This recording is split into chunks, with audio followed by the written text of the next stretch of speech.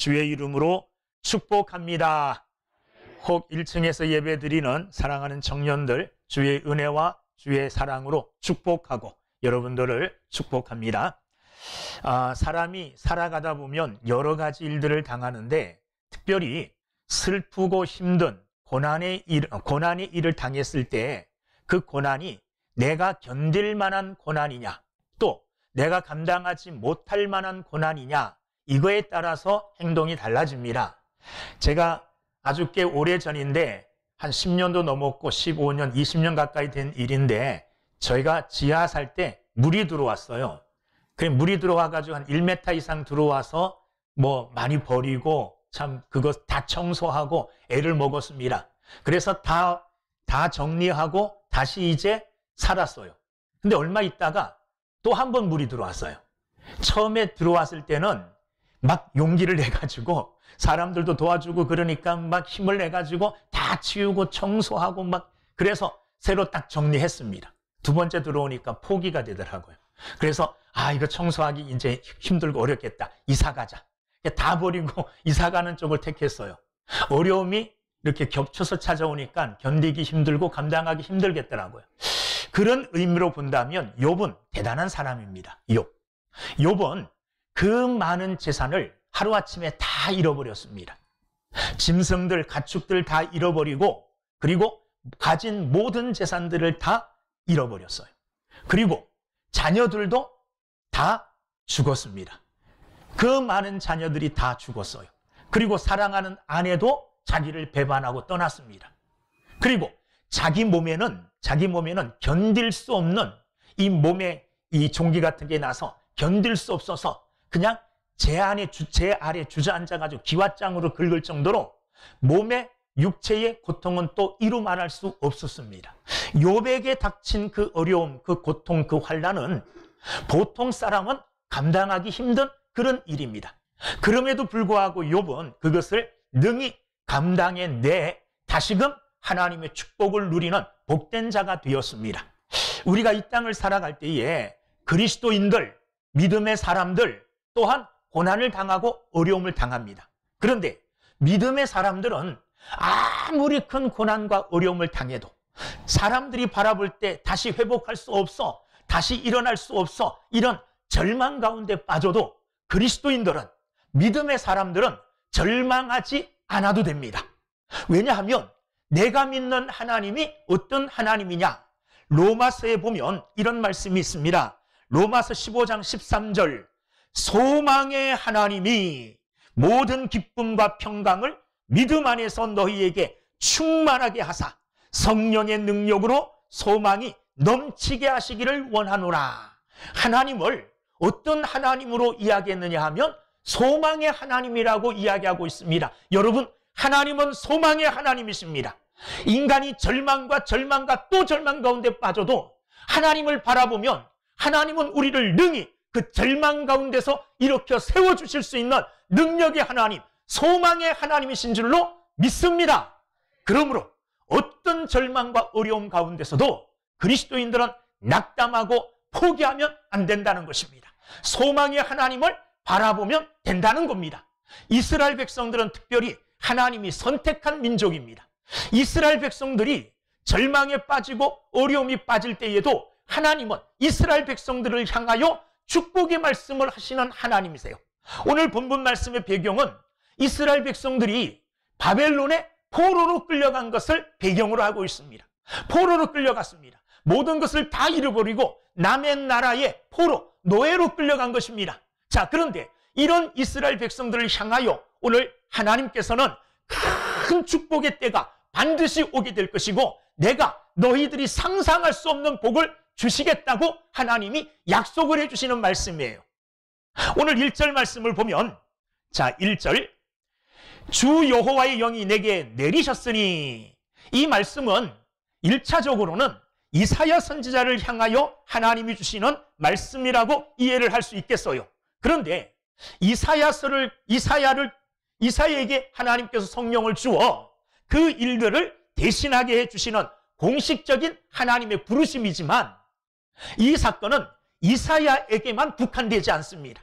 이 말씀은 먼 미래에 있어질 메시아 예수 그리스도를 향하여 적용되어지는 말씀입니다. 자, 1절 주 여호와의 영이 내게 내리셨으니, 주 여호와의 영이 내게 내리셨으니, 이 말씀은 우리가 어떤 말씀을 기억나게 하느냐 하면 예수님께서 하나님의 아들로서 이 땅에 인간의 몸을 입고 오셨습니다. 그러나 나이 30세 되셔서 요단강에 가서 이 세례 요한으로부터 뭘 받았습니까? 세례를 받았죠. 세례를 받을 때에 하늘로부터 이런 말씀이, 이런 음성이 들렸습니다. 누가복음 3장 22절 성령이 비둘기 같은 형체로 그의 위에 강림하시더니 하늘로부터 소리가 나기를 너는 내 사랑하는 아들이라 내가 너를 기뻐하노라 하시니라. 바로 예수님께서 세례를 받으실 때에 하나님께서 들려주신 음성입니다. 예수님께서 세례 받으시는 그 모습, 바로 오늘 이사야서 61장 1절에서 예수님이 세례 받으실 때의 그 말씀을 바라보면서 예수님에게 이 말씀을 적용시킵니다. 어디에서 우리가 또 확신할 수 있느냐 하면 예수님께서 누가복음 4장에 보면 나사렛 어느 회당에 들어가서 말씀을 전하실 때에 이사야 61장 이 말씀을 펼쳐놓고 이 말씀을 읽으셨어요. 누가복음 4장 18절부터 19절 주의 성령이 내게 임하셨으니 이는 가난한 자에게 복음을 전하게 하시려고 내게 기름을 부으시고 나를 보내사 포로된 자에게 자유를, 눈먼 자에게 다시 보게 함을 전파하며 눌린 자를 자유롭게 하며 주의 은혜의 해를 전파하게 하려 하심이라. 이렇게 어느 회당에 들어가셔서 예수님께서 이사야서에 이 말씀을 읽으셨습니다. 그리고 이 말씀을 읽으신 후에 누가복음 4장 21절에서 뭐라고 말씀하셨느냐? 이렇게 말씀하셨습니다. 이에 예수께서 그들에게 말씀하시되 이 글이 오늘 너희 귀에 응하였느니라. 이 말씀이 이사야서 61장 1절 2절 말씀이 예수님께서는 나를 통하여 너희들에게 임하였다, 너희들에게 응하였다, 응답되었다, 이렇게 예수님께서 직접 이 말씀을 자신에게 적용하셨습니다. 그러니까 61장 1절부터 3절 이 말씀은 하나님의 사명자들에게 주시는 어떤 일, 사명의 일인데, 이 말씀은 먼 훗날 예수님께서 이 땅에 오셔서 메시아로 하나님의 일을 감당할 때에, 하나님이 주시는 사명을 감당할 때에 있어질 일들에 대한 예표, 일들에 대한 예언의 말씀이다, 이렇게 우리가 받아들일 수가 있는 것입니다. 이 말씀의 시작이 어떻게 되느냐? 주 여호와의 영이 내게 내리셨으니, 성령이 예수 그리스도에게 임하심으로부터 하나님께서 이스라엘 백성들에게 약속하신 놀라운 축복의 말씀들이 이루어지게 될 것이라는 거예요. 하나님의 축복의 말씀이 이루어지는 그 시작이, 그 출발점, 은혜의 날, 하나님으로 세례를 받으신 후에 저와 여러분들의 모든 죄를 대신 감당하시고 십자가에 죽으심으로 내 죄를 용서해 주실 뿐만 아니라 부활하셔서 하나님 나라로 가심으로 우리에게 또 약속하신 바 성령을 내려주실 것. 그래서 예수님으로 말미암아 우리 또한 성령을 충만함에 덧입고 성령 충만한 삶을 삶으로 하나님이 약속하신 이 축복의 내용의 말씀들을 누리게 될 것이라는 하나님의 예언의 말씀이라는 겁니다. 그러면 오늘 예수 그리스도의 우리를 위한 이 사역들을 통하여 우리도 성령 충만하게 받고 예수님이 오셔서 이 땅에 오셔서 성령 받으심으로 하나님이 약속하신 이스라엘 백성들에게, 하나님의 백성들에게 임할 축복의 내용들이 오늘 성령 충만하게 받은 하나님의 백성된 저와 여러분들에게도 약속되어진 것이라는 겁니다. 그러니까 오늘 이사야 61장 1절부터 3절까지 하시는 이 하나님의 놀라우신 축복의 말씀들은, 약속의 말씀들은 오늘 저와 여러분들에게 이루어져야 되는 말씀, 저와 여러분들이 누려야 되는 하나님의 약속의 말씀인 줄로 믿습니다. 그러면 예수님께서 이 땅에 오셔서 축복의 시대가 이제 도래되는데, 축복의 시대가 도래될 때에 어떤 일들이 나타나게 되느냐? 기름 부으심으로 이 땅에 오셔서 하나님의 사역을 감당할 때 어떤 일들이 일어나느냐? 예수님은 그 후에 있어질 시대를 두 시대로 나누어서 말씀하고 계셔요. 두 시대로. 자, 오늘 읽은 본문 2절, 여호와의 은혜의 해와 우리 하나님의 보복의 날을 선포하여 모든 슬픈 자를 위로하되, 거기 보면 두 시대로 나뉘어지지요. 어떤 시대냐? 하나님의 은혜의 시대, 또한 하나님의 무슨 시대요? 보복의 날, 보복의 시대. 이것이 이루어질 것이다. 이것이 전개되어질 것이다. 이렇게 이야기하고 있습니다. 여호와의 은혜의 해는 뭡니까? 여호와의 은혜의 해란 하나님께서 친히 그 백성들의 모든 매인 것들을 풀어주고 죄를 사면해 줌으로 그들에게 자유를 주는 겁니다. 이 여호와의 은혜의 해는 보통 이스라엘 백성들이 이해하고 있는 희년의 때입니다. 희년이라는 것은 50년 만에 50년 주기로 돌아오는 이스라엘 백성들에게 주는 하나님의 축복의 날입니다. 이 희년의 날이 되어지면 모든 매인 것들이 다 풀어집니다. 종로로 타던 자들이 종에서 돌아오게 됩니다. 빚진 모든 것들도 다 탕감받게 됩니다. 빼앗겼던 땅들도 다 어떻게 되어집니까? 다 찾게 되어져요. 모든 것들이 다 회복되어지는 희년의 날의 선포입니다. 그런데 이스라엘 백성들끼리는 이 희년의 날에 모든 것들이 다 회복되어져요. 왜? 하나님의 명령, 하나님의 말씀이기 때문에 그 말씀대로 해야 돼요. 그런데 지금 이스라엘 백성들은 이스라엘 백성들에게 억압당하고 있는 게 아니죠. 외국에 포로로 끌려가 있어요. 그 포로로 끌려가 있는 그 나라가 이스라엘 나라의 희년의 때다. 그러니 다 돌려줘. 그 사람들이 그 말을 듣겠습니까? 안 듣죠. 그러므로 하나님께서 어떻게 하시겠느냐? 하나님이 직접 그 일을 하시겠다는 거예요. 하나님이 직접 그 원수의 나라로 찾아가시겠다는 거예요. 그리고 그곳에서 종노릇하고 있는 하나님의 백성들의 노예의 사슬을 다 끊어주시고 그들에게 자유를 주실 뿐만 아니라 그들로 하여금 하나님의 은혜로 고향으로 돌아올 수 있게 해주시겠다. 이게 하나님의 은혜의 때입니다. 매였던 모든 것들이 다 풀어져요. 잃었던 모든 것들이 다 회복되어지는 하나님의 능력의 날이에요. 그 하나님의 능력의 날에 하나님의 백성들은 하나님의 은혜로 말미암아 잃었던 모든 것들을 다 회복하게 되어집니다. 자, 이 은혜의 때를 쭉 멀리 보면, 쭉 멀리 내다보면 언제가 됩니까? 이 은혜의 때는 예수님의 재림의 때가 돼요. 그래서 세상에 있는 모든 것들이 다 소멸되어지고 다 심판당하는 그날에 하나님의 백성들은 잃었던 하나님의 나라, 잃었던 우리의 영원의 고향인 하나님 나라를 찾게 되어지고 그 나라에서 하나님이 주시는 자유와 영원 복을 누리게 될 줄로 믿습니다. 그런데 이 은혜의 날, 은혜의 때에 반대편에서는 어떤 일들이 일어나느냐? 하나님의 백성에게는 은혜의 때예요. 그런데 하나님의 백성들을 억압하고 괴롭히던 원수들에게는 이 날이 어떤 날이 되겠습니까? 망하는 날이 되죠. 심판의 날이 돼요. 하나님의 보복의 날이 된다는 겁니다. 그래서 2절에 여호와의 은혜의 해와 우리 하나님의 보복의 날, 이것은 사실 동시적으로 이루어지는 겁니다. 이스라엘 백성들을 바벨론에서 건져주시는 하나님의 은혜의 때에 그 원수들은 하나님의 보복을 당하게 되고 하나님으로부터 심판을 받게 되어진다는 겁니다. 자, 이 사건을 멀리 내다보면 예수님 오시는 마지막 그날이라 그랬죠. 그날에 예수 믿는 저와 여러분들은 하나님의 은혜로 말미암아 구원 얻어요. 우리에게는 어떤 때가 됩니까? 은혜의 때가 되죠. 축복의 날이 되죠. 할렐루야, 축복의 날입니다. 은혜의 날입니다. 그러나 믿지 아니하는 자들, 여전히 악한 사단의 종로로 타고 악한 사단에게 매여 있는 자들에게는 우리에게 은혜의 날이 어떤 날이 되겠습니까? 영원한 심판의 날이 되어진다는 겁니다. 영원한 멸망의 날이 되어진다는 거예요.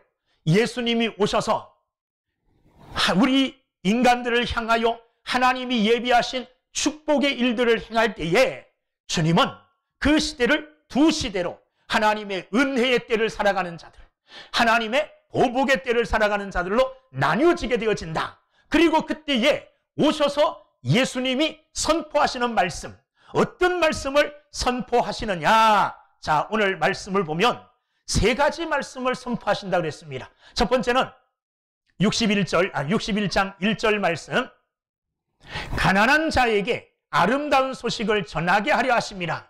가난한 자들에게는 뭘 전합니까? 아름다운 소식을 전하게 되어집니다. 가난한 자란 어떤 자를 이야기하느냐?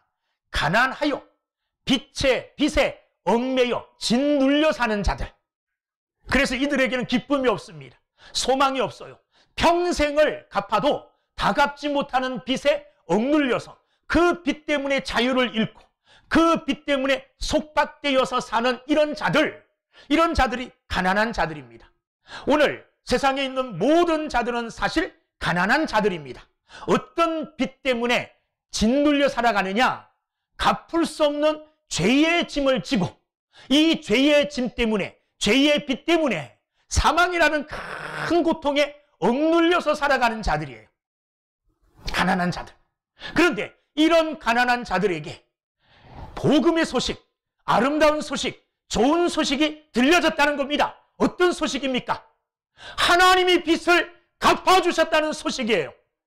예수님이 이 땅에 오셔서 내가 갚아야 될 죄의 빚을 단번에 갚아주심으로 빚에 눌려서 가난하여 고통 속에 소망이 없고 기쁨이 없는 삶을 사는 자들에게 아름다운 소식, 복된 소식, 그 소식이 어떤 소식입니까? 하나님의 아들이신 예수님이 이 땅에 오셨다는 소식, 그분이 나의 죄값을 갚아주셨다는 소식, 이제는 내게 빚이 없어졌다는 것, 나의 빚이 청산되어졌다는 것, 이 소식이에요. 이 아름다운 소식을 예수님은 전파하시고 선포하신다는 겁니다. 복음의 기쁜 소식입니다.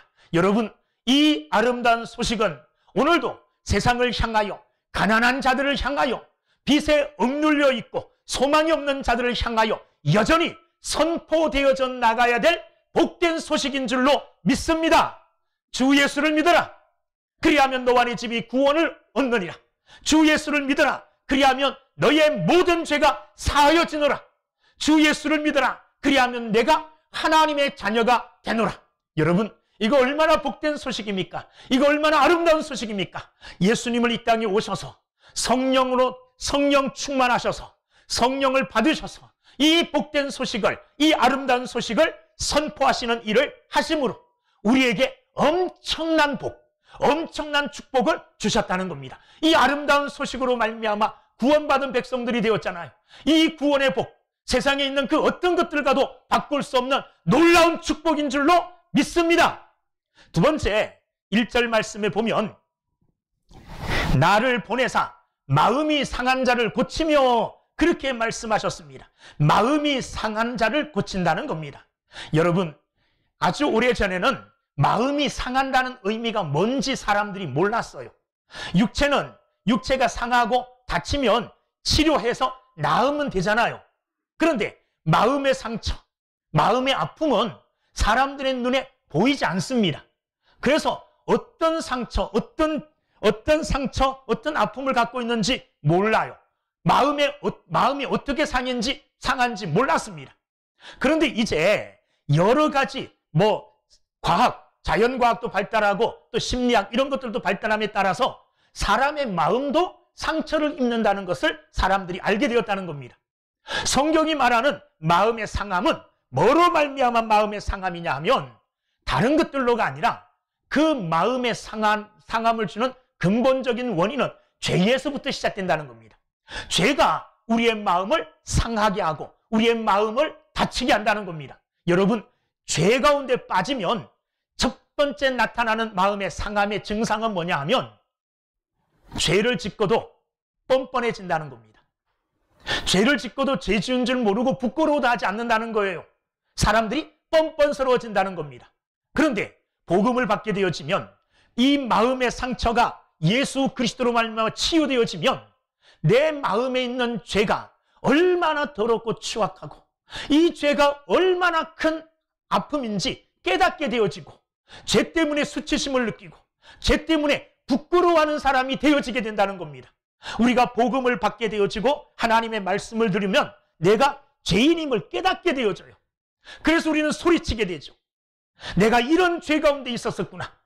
이런 더럽고 정말 추악하고 악한 곳에 내가 있으면서도 그것을 악으로 보지 못하고 그것을 더러움으로 보지 못하는 이런 뻔뻔스러운 영적 뻔뻔스러운 상태에 있었구나를 깨닫게 되어지는 겁니다. 그래서 복음을 받으면 가장 먼저 소리치는 게 뭐냐? 나는 죄인이라는 것.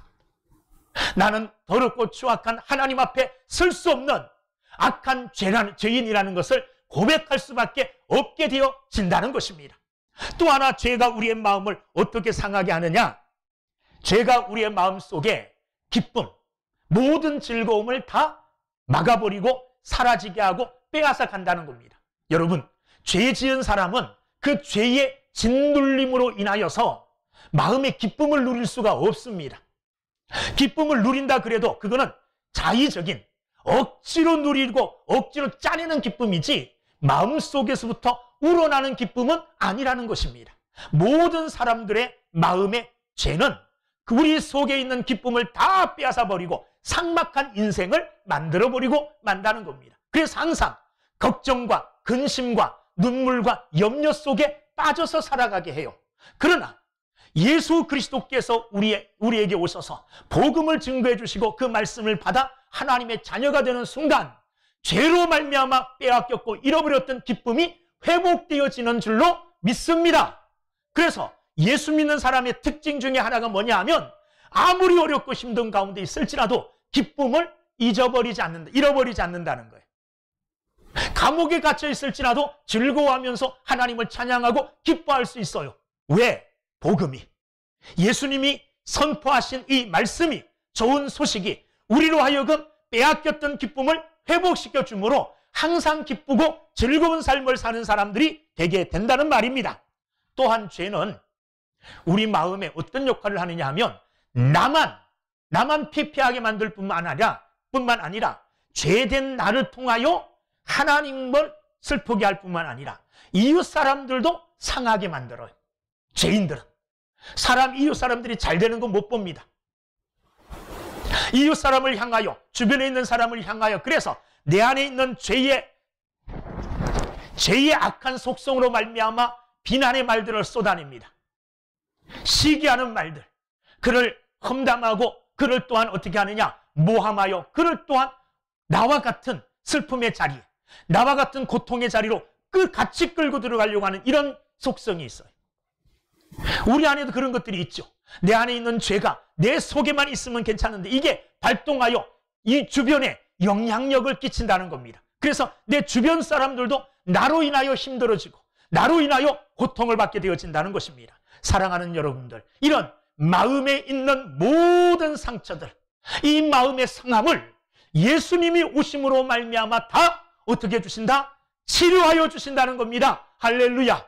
이게 우리에게 하나님이 주시는 엄청난 축복의 약속이요, 우리 축복으로 주시는 은혜입니다. 그 은혜를 누리고 살아가는 여러분들이 다 되기를 주님의 이름으로 축원합니다. 세 번째 선포되어지는 말씀은 뭐냐 하면 61장 1절, 포로된 자에게 자유를, 갇힌 자에게 노임을 선포하며, 포로된 자에게는 자유, 갇힌 자에게는 노임을 준다는 겁니다. 자, 포로되었다는 것은 노예됐다는 거죠. 전쟁에 져서 포로되어서 노예가 되었고, 갇혔다는 말은 죄를 지어서 감옥에 갇힌 죄수가 되었다는 말입니다. 자, 포로로 끌려간 노예이건 죄를 지어서 감옥에 갇힌 죄수이건 공통점은 뭐냐 하면 일반적인 사람들이 사는 이 사회와 격리되어진다는 겁니다. 사람들의 시선과 관심 속에서 사라진다는 거예요. 소외되어진다는 겁니다. 소외되어진다는 거예요.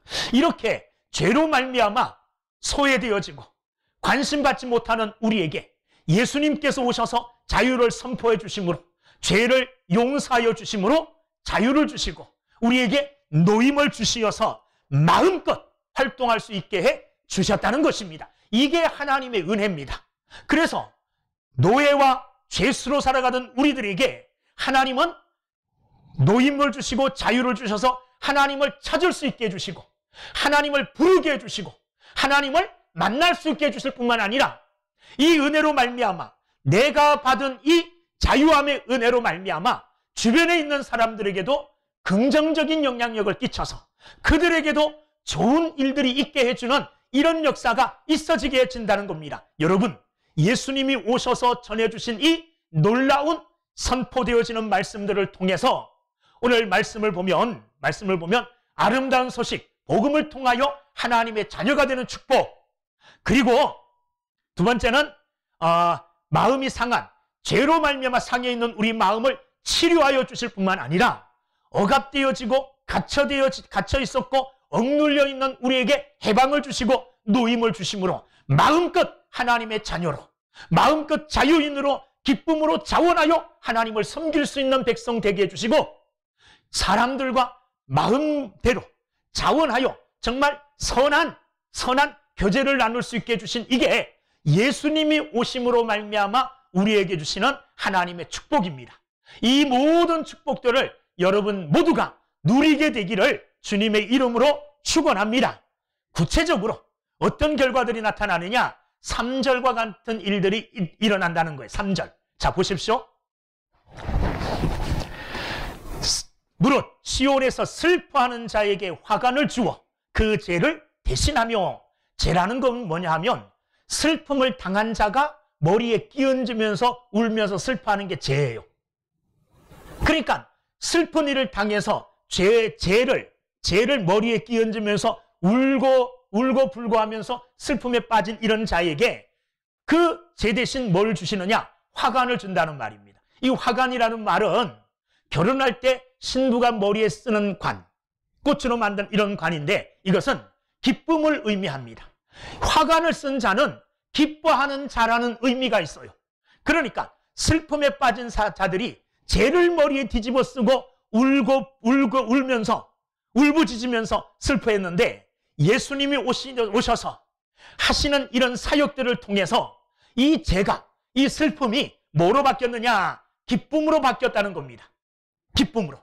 그래서 기쁨의 화관을 쓰게 되었다는 겁니다. 3절 뒤에 보면 죄를 대신하며 기쁨의 기름을 그 머리에 부어주신다는 거예요. 이 말은 기쁨으로 온 몸이 젖는다는 거죠. 기쁨 충만한, 기쁨에 겨워 살 수 있도록 해주셨다는 겁니다. 예수 그리스도는 우리 삶의 기쁨입니다. 우리 삶의 즐거움이요, 우리 삶의 행복입니다. 예수로 말미암아 이 기쁨을, 슬픔 가운데 있던 모든 사람들이 이 기쁨을 누리게 되기를 주의 이름으로 축원합니다. 또한 근심 대신 찬송의 옷을 주셨다 그랬습니다. 매일매일 매 순간 하루하루가 근심에 쌓인 하루였습니다. 내일 어떻게 될까 몰라서 전전긍긍하면서 근심하면서 염려하면서 이렇게 살던 우리에게 예수님이 오심으로 말미암아 찬송의 옷으로 우리를 덮어주셨다는 겁니다. 그러므로 우리는 근심하지 아니하고 이제는